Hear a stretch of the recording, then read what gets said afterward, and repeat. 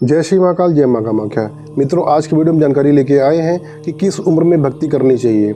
वास्तव में हम समझते हैं कि हमारी उम्र बहुत ज़्यादा है, हम 70 साल जिएंगे, उसके बाद हम हमारे जो काम हैं उनको निपटा लें, यानी कि जो हमारी जिम्मेदारियाँ हैं उनको निपटा लें, उसके बाद हम भक्ति करेंगे। तो मित्रों, उसके बाद हमारी अवस्था ऐसी नहीं रहती है, हमारा शरीर इस प्रकार से नहीं रहता है कि हम भक्ति कर सकें और किस प्रकार का हम धार्मिक काम कर सकें। तो हमें जवानी में ही, यानी कि हमारा जो नवयुवक उम्र होती है उसी में हमें भक्ति करनी चाहिए।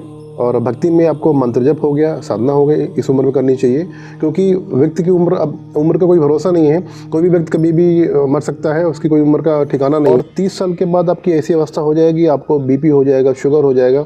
तो ऐसी अवस्था में आपको शरीर में तकलीफ हो जाएगा, तो आप जो है ना तो आप पूजा कर पाएंगे, ना ही आप साधना कर पाएंगे। तो आप समय रहते ही जो भी आपकी उम्र है उसमें आपको भक्ति करनी चाहिए, साधना करना चाहिए, मंत्र जप करना चाहिए। बहुत से साधकों को ये प्रश्न रहता है कि गुरुजी, मुझे जाप करना है और मैं जाप काफ़ी समय तक करना चाहता हूँ, तो ये कैसा संभव हो सकता है। तो मित्रों देखिए, मित्रों ऐसा है कि जो जाप होता है, मंत्र जप होता है, इसको करने के लिए आपको अभ्यास चाहिए। आप शुरू में 10 माला कर सकते हैं, 11 माला करिए, ऐसा करिए। तो धीरे धीरे करते आप माला का संख्या बढ़ाइए। तो जैसे समय बढ़ेगा आपका अभ्यास बनेगा और आप जो है 2-3 घंटे आप आराम से बैठ के जाप कर सकते हैं। और जब तक आप कम से कम प्रतिदिन 21 माला नहीं करेंगे, आपको कुछ भी अनुभव नहीं होगा, आपको परलौकिक शक्तियों का अनुभव आपको नहीं हो पाएगा। बहुत से साथी ऐसे हैं जो आध्यात्मिक क्षेत्र में आना चाहते हैं, अपनी आध्यात्मिक शुरुआत करना चाहते हैं, तो पूछते हैं कि हम कैसे शुरू करें, अपनी आध्यात्मिक यात्रा कैसे शुरू करें। तो इसके लिए आपको क्या करना है, आपको पंचमुखी रुद्राक्ष की माला से ओम नमः शिवाय मंत्र का सवा लाख का अनुष्ठान कर लीजिए, जाप कर लीजिए, तो आपकी यहाँ से यात्रा शुरू हो जाएगी। और मित्रों, जैसे आपको आध्यात्मिक यात्रा में आगे बढ़ना है तो आप भगवान शिव को अपना गुरु बना सकते हैं या किसी योग व्यक्ति को अपना गुरु धारण कर सकते हैं। मित्रों, 30 जनवरी 2025 से गुप्त नवरात्रि शुरू हो रही है और इस गुप्त नवरात्रि में बहुत सारे साधक जो मुझसे जुड़े हैं साधना करेंगे, तो उनको मेरे नंबर से अपडेट मिलता रहेगा। और जो भी व्यक्ति साधना करना चाहते हैं, सीखना चाहते हैं या मुझे अपना आध्यात्मिक गुरु धारण करना चाहते हैं, तो हमारे व्हाट्सएप नंबर पे मैसेज कर। तो मित्रों, इस समय महाकुंभ चल रहा है और महाकुंभ में 2 चीज़ें बड़ी मशहूर हैं। इस समय एक अभय सिंह करके कोई युवक है और एक मोनालिसा करके है। तो देखिए मित्रों, भक्ति और संन्यास में अंतर होता है। भक्ति आप घर पे कर सकते हैं और संन्यास अलग विषय है, और इस विषय में मैं नहीं जाऊंगा। और संन्यास तो तब होता है जब आप सब चीज़ें हासिल कर लें, आप सारे लक्ष्य पूरे कर लें, उसके बाद संन्यास लेना चाहिए। और अपनी जिम्मेदारियों को छोड़ के संन्यास लेना उचित नहीं होता है।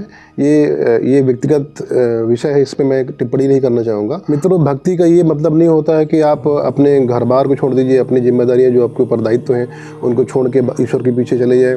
और बहुत लोग सोचते हैं कि जो है कि हम सत्य की खोज करेंगे या ईश्वर की खोज करेंगे, ईश्वर की खोज करने के लिए जंगल चले जाएंगे या अपना घर परिवार छोड़ देंगे। तो भगवान ऐसे नहीं मिलते हैं, भगवान जंगल में नहीं रहते हैं, भगवान तो सब जगह पर हैं, आपके भाव के ऊपर है। आप जहाँ उनको आप देखेंगे वहाँ पे मिलेंगे आपको भगवान।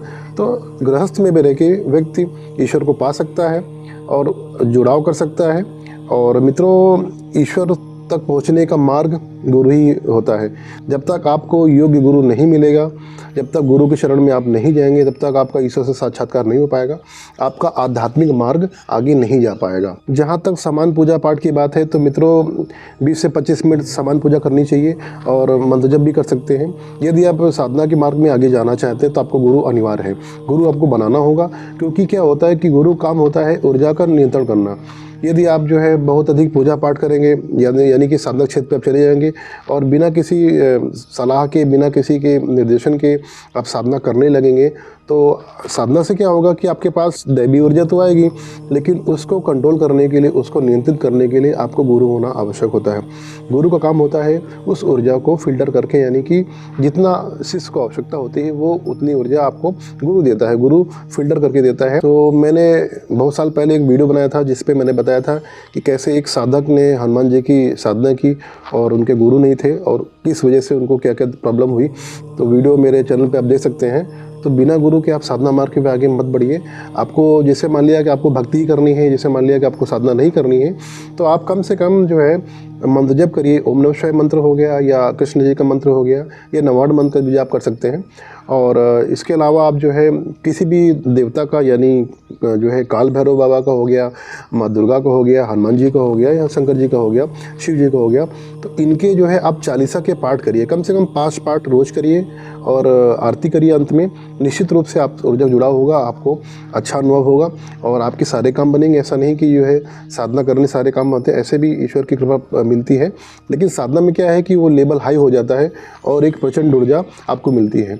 तो साधना जब हम लोग करते हैं तो साधना में संकल्प होता है, एक विधि होती है, एक निश्चित नियम होते हैं और नियम का पालन करना पड़ता है। जैसे आपको मांसाहार छोड़ना पड़ता है और बहुत सारे नियम होते हैं जो साधक मुझसे जुड़ते हैं, मैं उनको बताता हूँ कि क्या क्या नियम उनको करने हैं, क्योंकि नियम से ही जो है देवी देवता प्रसन्न होते हैं।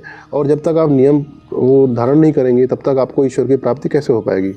तो आज के समय की सबसे बड़ी समस्या ये है कि हम बुरा काम करने से पहले नहीं सोचते हैं और अच्छा काम करने से पहले हम 100 बार सोचते हैं, कैसे करें, कहाँ से करें, क्या होगा। तो जो आपको ईश्वर ने शरीर दिया है, ये जन्म दिया है, इसको सार्थक बनाइए और भक्ति करिए। और भक्ति में आप जो है चालीसा का भी पाठ कर सकते हैं, मंत्र जप कर सकते हैं। पर्सनली अगर मुझसे पूछा जाए तो मुझे सबसे ज़्यादा मंत्र जप अच्छा लगता है और साधना तो मैं करता हूँ, करवाता भी हूँ। और जो है मंत्र जप से क्या होता है कि आपके अंदर जो है दैवी गुण का निर्माण होता है। जैसे से आप जिस भी देवता का आप साधना करते हैं या उनका जाप करते हैं, जैसे मान लिया कि आप शिव जी की साधना करते हैं या उनका मंत्र जप करते हैं, तो आप जैसे कि ओम नमः शिवाय मंत्र हो गया, आप जब 10 लाख या 12 लाख आप जाप करेंगे तो उस देवता के गुण आपके अंदर आना शुरू हो जाएंगे। जैसे कि शंकर भगवान की जब हम मंत्र जप करते हैं तो आपके अंदर एक वैराग उत्पन्न होगा और आपका संसार से आपका मन नहीं लगेगा। तो एक तरह से आपका जो है लगेगा, हाँ, आपको वास्तव में जो है महसूस होगा कि ये संसार पूरा झूठा है, माया है। सब जिस भी देवी देवता का आप जाप करते हैं या पूजन करते हैं उसके गुण आना शुरू हो जाते हैं, उनकी जो अच्छाइयाँ होती हैं वो सब साधक के अंदर आना शुरू हो जाती हैं। तो जो भी व्यक्ति मुझसे साधना सीखना चाहते हैं या मुझे अपना आध्यात्मिक गुरु धारण करना चाहते हैं तो हमारे व्हाट्सएप नंबर पर मैसेज करिए और जो है आपको सहायता मिलेगी। जय श्री महाकाल, जय मां कामाख्या।